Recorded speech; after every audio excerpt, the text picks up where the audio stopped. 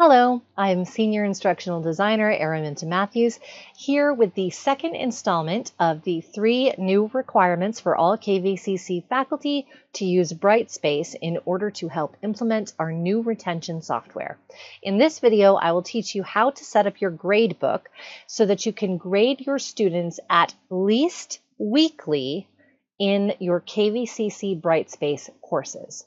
Now, I'm picking up where we left off in the previous video about how to upload your syllabus. So if you do not know how to get into your course site, please watch the first video to navigate to your course homepage so that you can get to your course gradebook.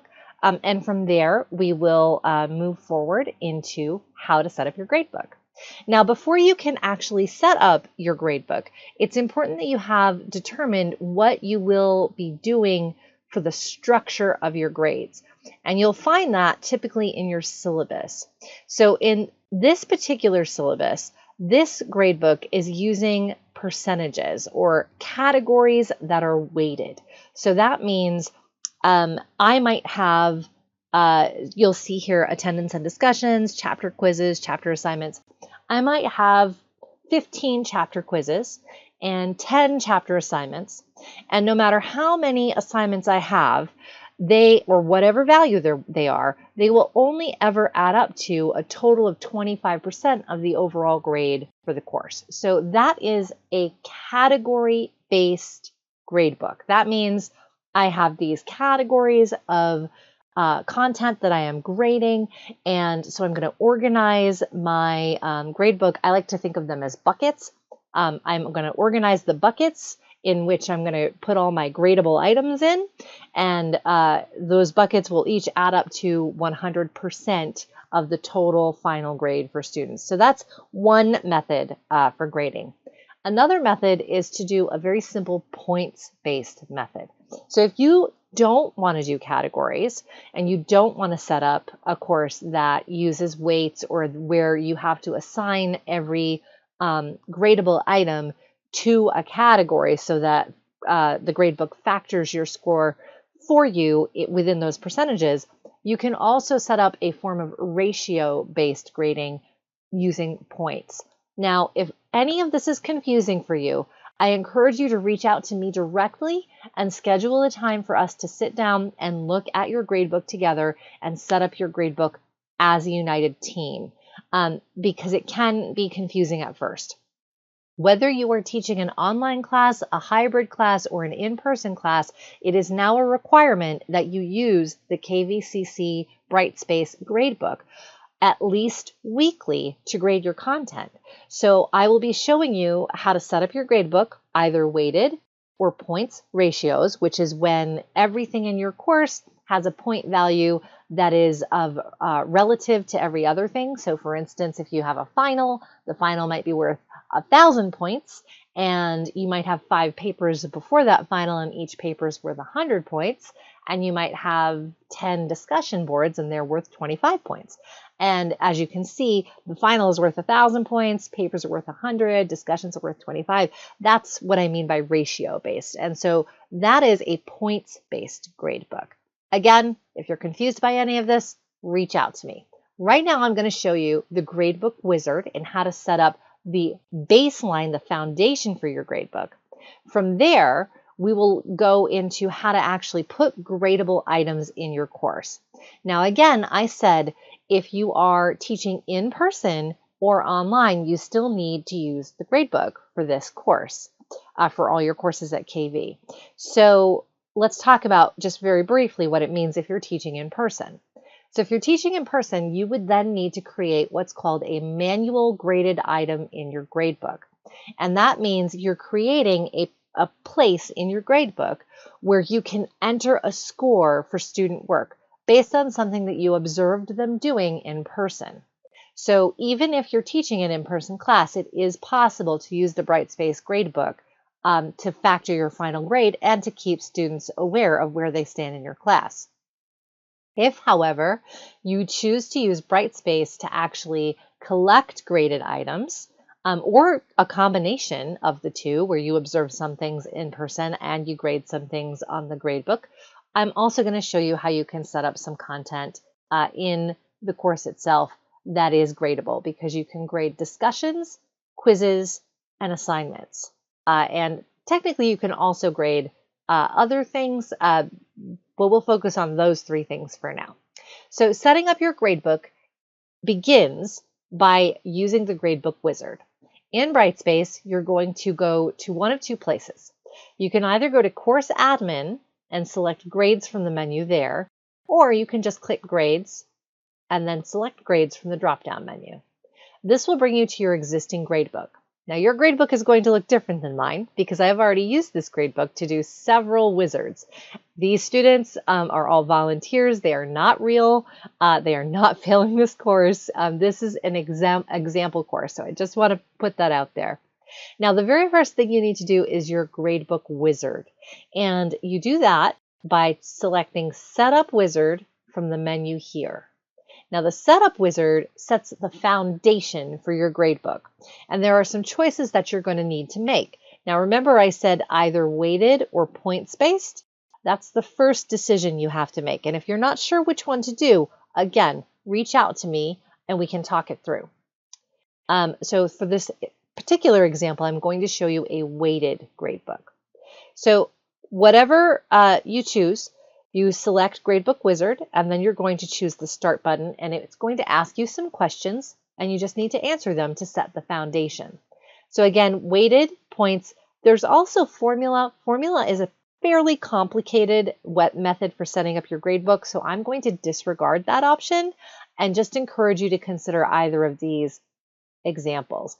And as you can see, again, weighted creates an assignment category or a group of assignments that are a percentage of a final grade, whereas points, you can still work with categories, but everything is equal to a certain point value. Or you can just put all your content in there and assign each item a set of points, whatever you prefer. So again, I'm going to show you a weighted example, so I'm going to leave weighted checked, click continue. And this option here is the difference between a calculated final grade, so having Brightspace calculate the grade for me at the end, or having an adjusted final grade. Now, an adjusted final grade just gives me an added column at the end of the semester where if I want to go in and say, give everybody extra credit, let's say I need to scale the class. I want to give everybody 3 extra points in the class. Having that adjusted column gives me that option. If I don't want to do that, I just want Brightspace to simply grade them, I can select calculated final grade. Now, either of these options is still going to calculate the grade for the student as you progress through the course. The difference is this option gives you the ability at the end of the term, or really at any point during the term, to manually change whatever score Brightspace gives them. So this is worth noting. I'm going to show you adjusted final grade just so you can see what that looks like. And then also you're going to be asked whether or not to automatically release the final grade. This is up to you. I strongly encourage you to leave this box checked, because what this does is it allows your students to see how they are doing throughout the course. So as you are grading students, again, minimally at least once per week, as you're grading them, students can pop in and they can navigate just like you did, grades, and see how they're doing in the course at any point in time. In order to do that, there are a few other features you also have to select. So I'm going to leave this checked, adjusted final column, click continue to the next question. Now here I have drop ungraded items or treat ungraded items as a 0. Now this is a critical question.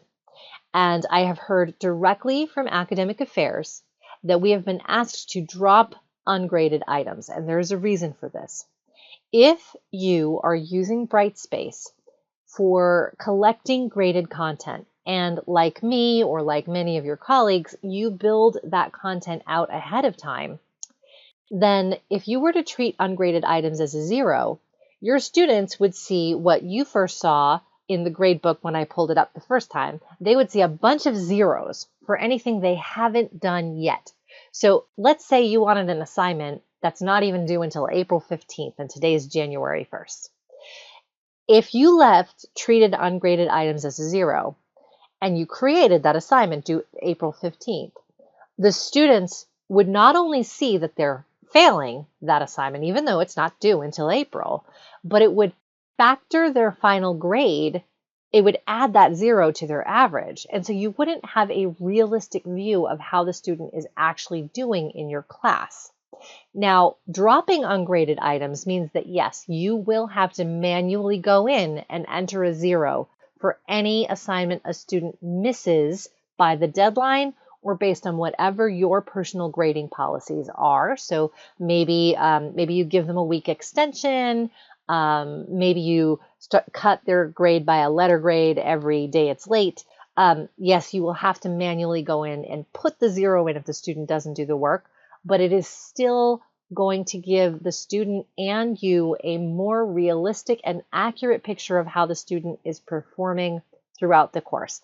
And again, you want to keep this box checked, automatically keep final grade updated, because what that does is every time you have an assignment scored, it updates that final score for both you and the student so that the student can do a quick check and see how they're doing. And you also can do a quick check and see how they're doing at whatever point in the semester you're at. So drop ungraded items, automatically keep final grade updated. Okay, so click continue. Now, the default grade scheme, you're going to see a lot of options. KVCC standard grade scheme should be selected by default. If it is not, please make sure that you click this radio button and then select continue. As a system, we do share our Brightspace with all the other colleges, and that's why you see their grade schemes previously encoded in that area. So you just need to make sure that KVCC is selected.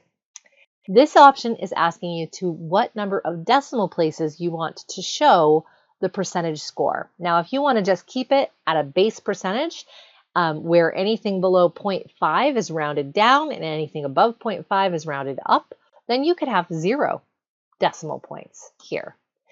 If you want to see maybe somebody is 87.58% toward their final score, and maybe you want to round them up to 88, then maybe you do want to put the default of 2 decimal points. That's really up to you.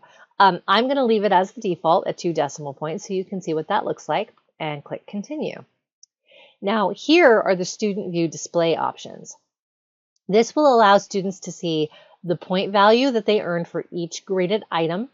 So I want to leave that checked because, again, a good part of this is about helping your students to determine for themselves how they're doing in the course without constantly having to ask you or send you emails. So I leave this checked. I'm going to leave weighted grade checked because this is a weighted course site, but even if I was doing points, I'd leave it checked. Grade scheme symbol, got to go ahead and leave that checked. Grade scheme color, leave that checked.